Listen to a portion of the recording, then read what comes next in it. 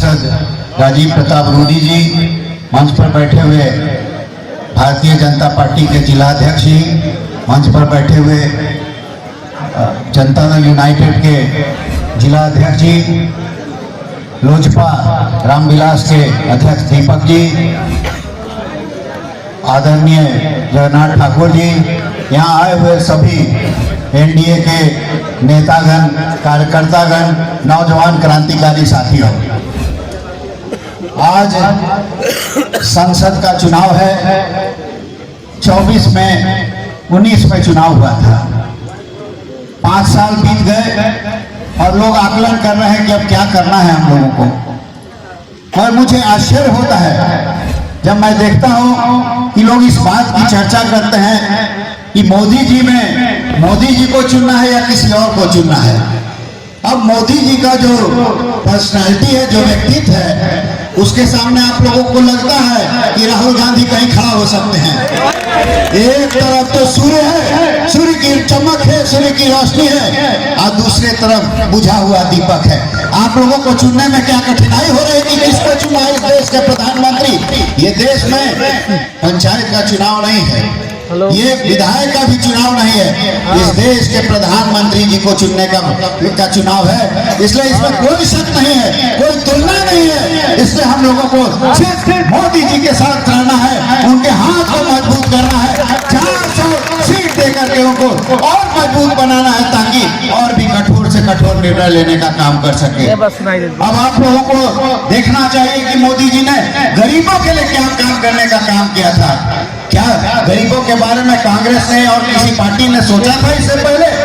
जो गरीब भूखा रहता था, आज भूखा नहीं है। 5 किलो मुफ्त अनाज उसको दिया जा रहा था। हम लोगों के समय में जब कोई गरीब चला आता था और कहता था कि सर हमको हार्ट का ऑपरेशन कराना है, कुछ मदद कीजिए, हम लोगों की आंखों से आंसू निकल पड़ते थे।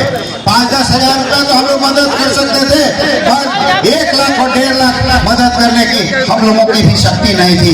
आज नरेंद्र मोदी जी ने सारे लोगों को, गरीबों को आयुष्मान भारत कार्ड देने का काम किया है। 5 लाख का काम करने का क्या, गरीबों के आंसू पहुंचने का काम किया है। इस बात को आप लोगों को याद रखना पड़ेगा। और उसके आगे भी जो हमारे बुजुर्ग लोग रहते थे, जिनको बाल बच्चा पूछता नहीं था, उसके लिए भी उन्होंने 70 साल से जो ऊपर है बुजुर्ग, उनको स्वास्थ्य बीमा देने का काम किया, अनाउंस कर दिया, सब लोगों को मुफ्त चिकित्सा होने का काम करेगा।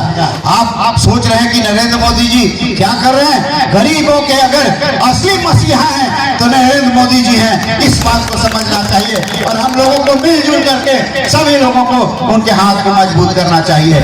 आप हमारे बिहार में देख लीजिए, हमारे मुख्यमंत्री जी हैं नीतीश कुमार जी। आप लोगों को, बहुत लोगों को, नौजवानों को याद नहीं होगा,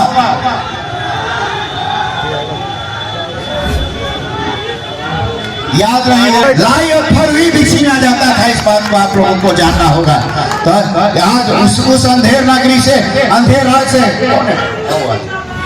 अच्छा शांति। तो आप लोगों को इतना ही मैं कहना चाहता हूं कि जिस तरह से नीतीश कुमार जी ने बिहार को बदलने का काम किया, सड़क नहीं थे, सड़क टूटे फूटे थे, एक जगह से दूसरे जगह जाने में घंटों लगते थे, उस सड़कों को ठीक करने का काम किया है। जो विकास के लिए जो सबसे जरूरी चीज था, बिजली, उन्होंने बिजली देने का काम किया।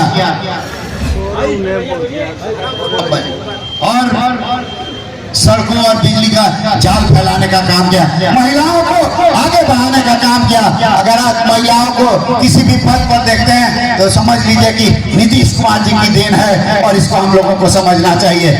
नरेंद्र मोदी जी ने और मुख्यमंत्री जी ने जो काम किया है, उसके बाद से आपको सोचने की जरूरत नहीं है कि किसको वोट देना है। अगर आप देश में अगर किसी ऐसा प्रधानमंत्री बने हैं जो उन्होंने अपना विदेश में नाम कमाने का काम किया है। आज पहले हम लोगों के जब देश के मंत्री जाते थे, हमको याद है कि हमारे देश के एक डिफेंस मिनिस्टर, रक्षा मंत्री जब गए थे तो उनका पूरा पाकिट तक सर्च करने का काम किया था अमेरिका में। मगर आज वो स्थिति नहीं है। जब नरेंद्र मोदी जी जाते हैं तो झुक करके विदेश के लोग उनको सलाम करते हैं, उनको प्रणाम करते हैं, उसे गले मिलने का काम करते हैं। तो खाली सिर्फ बातें ही होगी या देश का अभिमान, शान, इसको देखने का काम करेंगे? इस बात को आप लोगों को मन में रख करके तभी कार्य करना चाहिए। आप सभी भाइयों से मैं कहना चाहता हूँ, चारों तरफ देख लीजिए, चारों तरफ देख लीजिए, नौजवान हैं, बूढ़े हैं, अधेड़ हैं, सब लोग बैठे हुए हैं और हर एक जाति और समुदाय से लोग बैठे हुए हैं। किसी एक जाति का वर्चस्व यहाँ नहीं है और हम लोग मिलजुल करके रूढ़ी जी को भारी मतों से जिताने का काम करेंगे। आप सभी लोगों को मैं आश्वस्त करना चाहता हूँ, कुछ लोगों के मन में दुख था कि पिछले बार लोगों ने गठबंधन धर्म का पालन नहीं करने का काम किया। मैं आपको आश्वस्त करना चाहता हूँ, इन लोगों से बात हुई है, आने वाले समय में गठबंधन पर कोई सस्पिशन, कोई संदेह नहीं रहेगा और हम लोग मिलजुल करके जितना भी भयानक बातें हैं उसको खत्म करने का काम करेंगे। इन्हीं चंद शब्दों के साथ आप सभी लोग आए, हम लोग मिलजुल करके अब तो 10-12 दिन बचा ही हुआ है, अब हम लोग मिल करके बूथ वाइज हम लोग काम करने का काम करेंगे।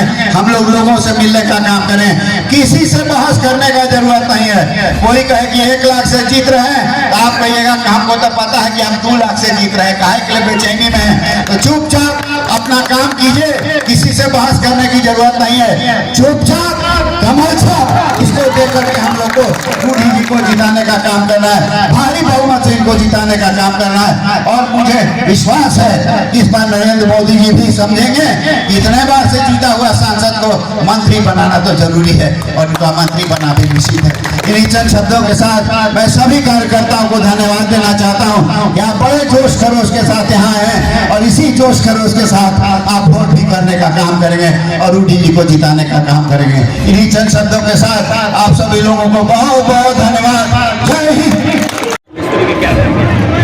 राजीव प्रताप रूढ़ी जी जैसे मैं चुनाव में लड़ा हूँ पिछले बार, मगर अब मैं जनता दल यूनाइटेड में हूँ और ये गठबंधन की पार्टी है, एनडीए गठबंधन का एक घटक है और मैं पूरी तरह से समर्पित जदयू कार्यकर्ता हूँ।